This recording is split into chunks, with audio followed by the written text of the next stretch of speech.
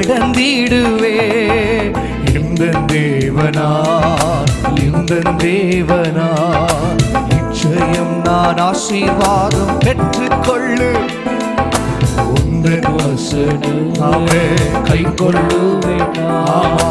உந்தன் வழிகளில் நான் நடந்திடுவே. தேசத்திலும் ஆசீர்வாதமாயிருப்பே, வேலையிலும் ஆசீர்வாதமாயிருப்பே. ஆமே, தேசத்தில் நான் ஆசீர்வாதமாயிருப்பே, வேலையிலும் ஆசீர்வாதமாயிருப்பே.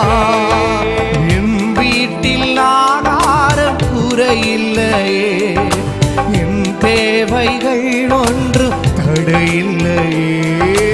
என் வீட்டில் ஆகாரம் நிறைவான தேவன் வரப்போகிறார்.